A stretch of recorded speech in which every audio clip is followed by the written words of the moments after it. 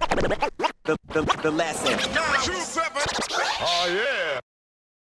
Off the back of the Ringwood Rich EP, in the same year, that's when you were co-national support for the Ice Cube tour, and you did all 5 dates.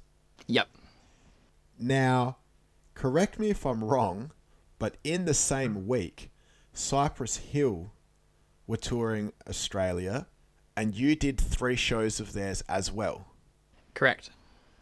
So therefore, between Ice Cube tour and the Cypress Hill tour, you've done a total of 8 shows in that 1 week period.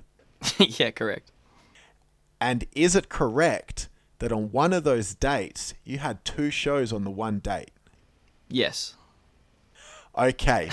So now that I got my head around that, please tell me, I mean, you briefly touched on, how you got a new manager and he clicked you in to these kinds of shows, but explain to me how you managed to actually execute 8 shows in a week for 2 superstar international acts.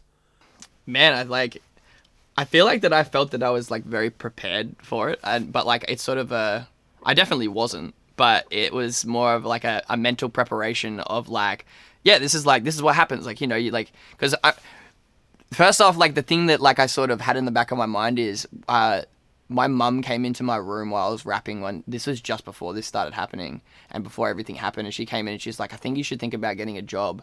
And I was like, no, I know what I'm doing. And she's like, yeah, but I think that you shouldn't, seriously, I know that you don't understand it, but my dad's a muso as well, and so and I was like, I know dad understands it, but I know what I'm doing, trust me. And so when it happened, she felt really fucking bad. She was just oh man, blah, blah, blah. And then so I went on to this tour, and she sort of couldn't believe that I'd met somebody, which was my manager, and was just oh, he's talking shit. He's going and doing Ice Cube and Cypress Hill. I'm really doing it. I'm packing my bag. I'm going to wherever there's whatever. And I remember at that time as well, I was really fucking scared of planes because I had really bad anxiety. Even just being away from family and stuff like that. I would always be around Melbourne, but I hadn't properly been to Sydney or Brisbane by myself or Tassie or anything. And I used to be a very introverted person, and I still sometimes am, but I've learned a lot since then. But yeah, and so just playing them, I'd get anxiety every show, man. And I don't really get anxiety too much anymore. I think it might have numbed me from playing those shows back to back and stuff. But yeah, it was very intense, but also I mean, we got to hang out with these dudes every night. Well, not Ice Cube, not so much, but Be Real and Sendog and Eric Bobo and stuff. We were hanging out with all of these dudes and just being in the green room because they just wanted everyone to be with us. And I think it was me and Coinbanks were on the Cypress one, and then I was with Citizen K with the Ice Cube one. So we had some pretty fun times, but it was just mad worn out, man. And even with that double date one, you would, because the anxiety was so hectic, I was drinking heaps of booze to try and mask what was going on. And then if I was drinking booze, my brain just goes into idiot mode, and I end up just doing heaps of dumb shit, smoking weed and staying up mad late and putting funny shit in my nose and all that sort of stuff. So it ends up being a really, really hectic time, but it's still mad fun. But then when we came off it, I was like, fuck, that was proper insane. And then but then you have the die down time. So you have all of this stuff just happen, and you're oh my god, I can make it. I'm doing all this shit. I'm this is it. This is where I'm meant to be. And then it'll just go boom, and you won't have a show for a month, and you're just I just played to fucking, I don't even know how many, 4,000 people each show, before they got all the rest of their people, everybody else in, and then now you're oh, well, now I'm back to being a peasant. So yeah, it's weird, man. It plays on your mind a bit as well. Your mental health grows a bit unhealthy from that. Now, with the show, or the 2 shows that were on the same day in particular, do you remember what city that was in, and how did you manage? Were the venues near one another, or did you have to go from one side of town to the other, and it was a mad rush? Or I think that what happened was, I'm not 100% sure on this, but it might have been Adelaide. I think it was either Adelaide or Perth. I think And I'm pretty sure what happened was they were in an hour between each other. So we did the sound checks. And as soon as I came off stage from that one, I had to Uber it and then go to the bigger, like whatever it was. I think it was, I did Cypress first and then I went to Ice Cube. And then, and then did that one in Adelaide. I'm pretty sure that's what happened.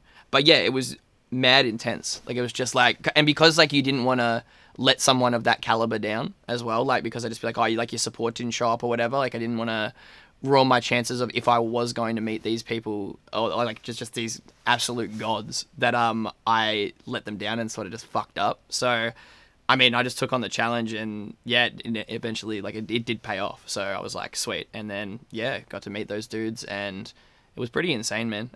It was like it's very cool to just think about like if I just see that dude on TV, like I was like, oh yeah, I've met that dude. Like, I had a conversation with him. So it's pretty fucked up. So out of supporting both those acts,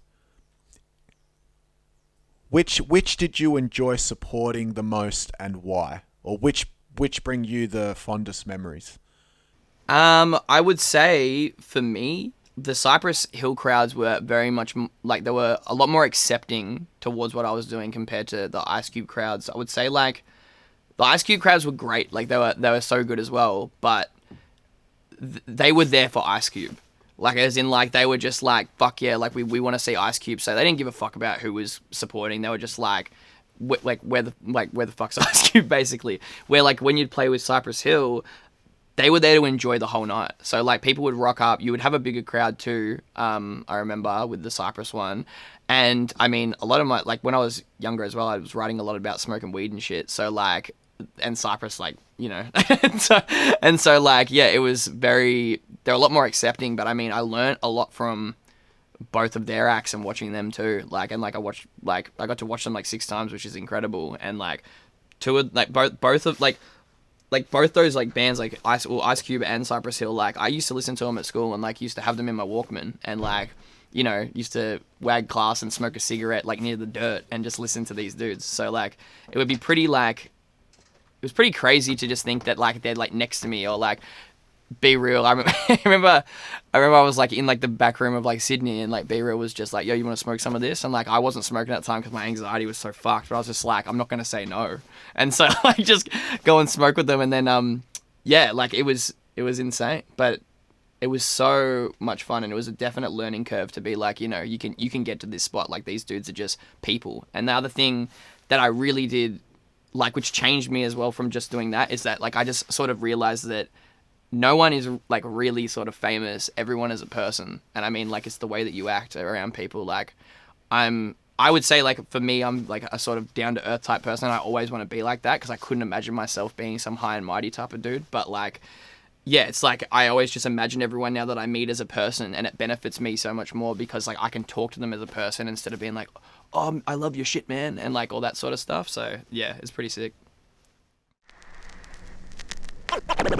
The lesson. 927. Oh yeah.